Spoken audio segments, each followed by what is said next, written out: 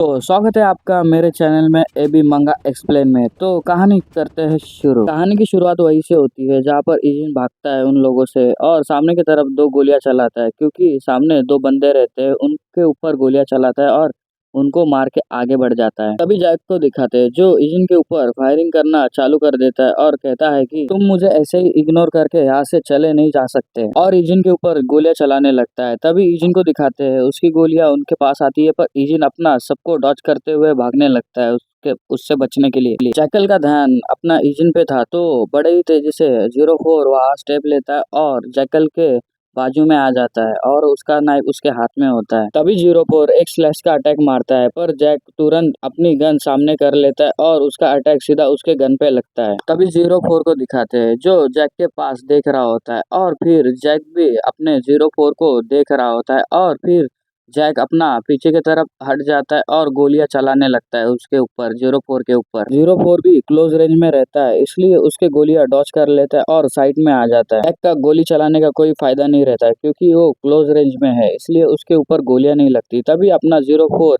अपना नाइफ निकालता है और जैकल पे एक स्लैश अटैक मारता है, पर जैकल उससे बच जाता है। जैकल 04 को देखने के बाद मन में कहता है कि ये कमीना ये मेरे बहुत करीब आ गया है, इसलिए मैं ठीक से निशाना भी नहीं लगा पा रहा हूँ। जैकल बचने के बाद उसके ऊपर गोलियां चलाता है, पर अपना 04 साइड में आ जाता है और उसके ऊपर अटैक करता है, पर जैक बच जाता है। तभी जैक की गोलियां खत्म हो जाती है और जैक कहता है कि ऐसे लोग कहाँ से आए। जैक की गोलियां खत्म होने के बाद अपना 04 उसके सीधा गर्दन पे अपना स्लैश मारता है। तभी जैक साइड पे देख लेता है और अपना हाथ बीच में लेके आ जाता है, जिसके वजह से 04 का हाथ उसके हाथ से टकरा जाता है और उससे बच जाता है। तभी जैक भी अपना नाइफ निकालता है और 04 पे एक स्लैश मारता है, पर 04 नीचे झुकते हुए बच जाता है और पीछे हट जाता है। जैक और 04 आमने सामने होते हैं। तभी जैक हंसता है और अपना रामपुरी चाकू दिखाता है और कहता है कि अच्छा, ऐसा लगता है कि तुम बैटल नाइफ को लेके बहुत कॉन्फिडेंस हो, तो चलिए तुम्हारे स्किल को देखता हूँ। ये सुनने के बाद अपना 04 अपना नाइफ लेके स्टैंड में खड़ा रहता है। नंबर 4 और जैक भी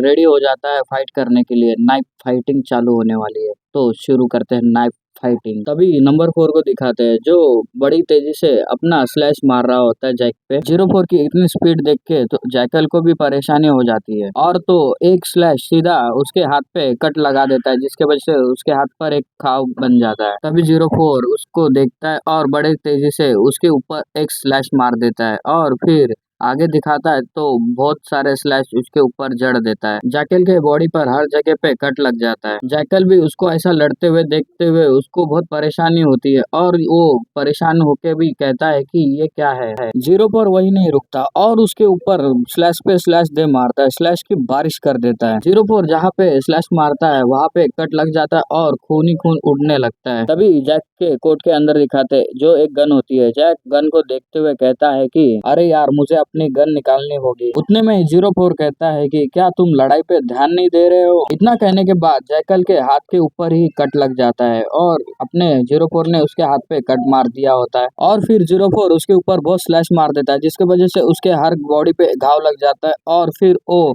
अपने घुटनों के बल ग्राउंड पर गिर जाता है। जैसे ही जैक ग्राउंड पर बैठ जाता है तो 04 उसके पास आता है और एक डैशिंग सा लुक, मतलब बहुत देखने में बहुत अच्छा लगता है। तभी 04 जैक से कहता है कि क्या तुम्हें लगता है कि तुम मेरे स्किल को अपने स्किल से परख सकते हो। ये सुनने के बाद जैक दांत पीसता है और कहता है कि रुको रुको, तुम कोई रेगुलरी सोल्जर नहीं लगते है ना, तुम्हें ऐसा करने की कोई जरूरत नहीं है, वैसे भी तुम्हारा लक्ष्य मैं नहीं बल्कि बॉस है। ये सुनने के बाद अपना 04 उसके तरफ देखता है और कहता है कि मेरा टारगेट तो तुम ही हो। ये सुनने के बाद जैक हैरान होता है और उसके तरफ देखने लगता है और कहता है कि क्या। ये सुनकर 04 अपना मास्क नीचे हटा लेता है, और फिर ये देखने के बाद जैकल तो हैरान हो जाता है और उसको फ्लैशबैक याद आता है, जहाँ पर वो नंबरों से मिला था। वहाँ पर अपना नारुतो के गैंग के नंबर होते हैं, जहाँ पर 04 भी रहता है, और उसको देखते हुए कहता है कि तुम। तभी 04 स्माइल करता है और कहता है उससे, तुमने उस दिन हमें धमकी दी थी, तो तुम्हें इसके लिए तो तैयार होना ही चाहिए था। तभी जैक उससे कहता है कि तुम मुझे मार डालोगे तो मैं मशीनरी। उसकी बात कंप्लीट भी नहीं करने देता 04। तभी उसका नाइफ का हैंडल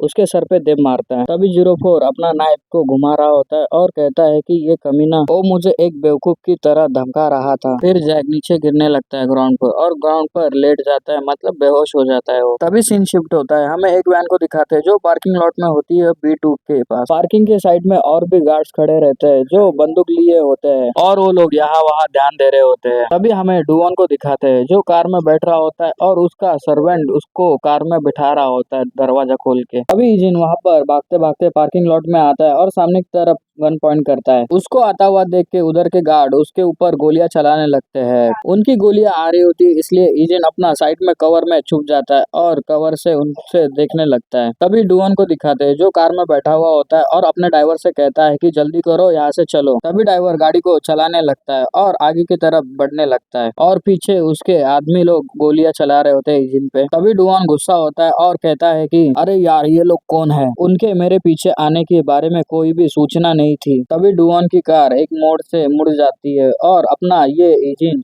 देख लेता है। उसकी कार वहां से चली गई होती है, वो भाग लेता है वहां से। पर ईजिन के ऊपर वो लोग कंटिन्यूसली फायरिंग कर रहे होते हैं और गोलियां चला रहे होते हैं उनके ऊपर। तभी दुश्मन के पीछे भी गोलियां चलने लगती है। गोलियों की आवाज अपने ईजिन को आती है और ईजिन भी समझ जाता है कि पीछे से कोई आया है, उनके ऊपर गोलियां चला रहा होता है। तभी पीछे के साइड में दिखाते हैं जिनके ऊपर गोलियां चल रही होती है और कोई गोलियां चला रहा होता है। तभी दिखाते हैं कि ये 07 होता है जो पीछे से आके उनके ऊपर गोलियां चलाने लगता है। वो भी 07 अपने एक आंखों से उनको ऊपर गोलियां चलाता है, मतलब सोचो उसकी स्किल कितनी मतलब बहुत अच्छी है, तगड़ी है। 07 जो गोलियां चलाता है उनके गोलियां उन दुश्मनों को लग जाती है और वो वही गिर जाते हैं, मर जाते हैं। तभी ईजिन इसका मौके का फायदा उठा के वो भी अपने कवर में से बाहर आता है और गोलियां चलाने लगता है उन लोगों के ऊपर। और तभी ईजिन जो गोलियां चलाता है तो एक एक करके सब वहां पे मर जाते हैं और फिर अपना 07 और 01 आमने सामने आ जाते हैं क्योंकि उधर सब गार्ड मर चुके होते हैं। तभी ईजिन को दिखाते हैं जो आगे की ओर बढ़ने लगता है गुस्से में। तभी 07 पीछे से कहता है कि इसके बारे में ज्यादा बुरा सोचने की कोई जरूरत नहीं है। 04 ने जैक को पकड़ लिया है तो हमें उससे आवश्यक के जानकारी मिल सकती है। ये कहने के बाद सीन शिफ्ट होता है। कुछ देर के बाद या कुछ घंटों के बाद हमें दिखाते हैं एक विला को जहाँ के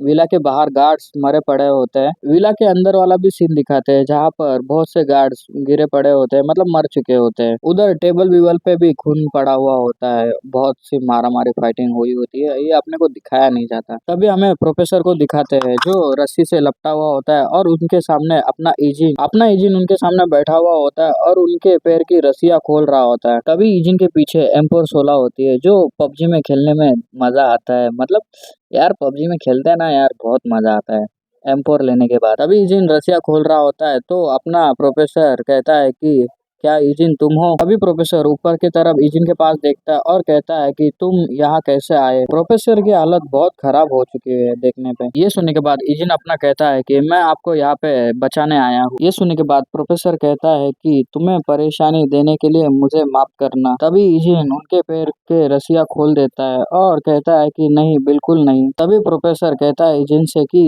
मेरा एक रिक्वेस्ट है। ये सुनकर ईजिन अपना उनके पास देखने लगता है, प्रोफेसर के पास। तभी प्रोफेसर कहता है प्लीज मुझे मेरे परिवार के पास दफना देना। तभी ईजिन अपने प्रोफेसर के पास कुछ पल देखता है और कहता है कि मैं समझ गया। ये सुनकर प्रोफेसर थोड़ा स्माइल करता है और कहता है कि थैंक यू, और मुझे ये देख के खुशी हो रही है कि तुम बहुत अच्छा कर रहे हो। सच में जब तुम सारा और माइकल से मिलते हो कुछ है जो मैं चाहता हूँ कि तुम उन्हें बताओ। तभी प्रोफेसर उससे कहता है कुछ तो, पर हमें बताया नहीं जाता है कि क्या कहना चाहता है वो। तभी वहाँ पे 07 भी आ जाता है। तभी प्रोफेसर के पास दिखाते हैं जो कुछ नहीं कहते और उनकी गर्दन नीचे ही रहती है, मतलब वो अब नहीं रहे। ये देखने के बाद 07 अपनी गर्दन एक साइड में मतलब दूसरी साइड में कर देता है। ईजिन अपना प्रोफेसर के पास ही देखते रहता है। इसी सैड मोमेंट के साथ ये एपिसोड यही खत्म होता है। ये एपिसोड का लास्ट पार्ट एक्सप्लेन करते हुए मुझे भी बहुत बुरा लगा। प्रोफेसर की जो फैमिली थी जो लोगों के लिए इतना अच्छा करते थे तो उनके साथ ही बुरा हो गया, ये देख के बहुत बुरा लगा। तो खैर मिलते हैं नेक्स्ट एपिसोड में, बाय बाय।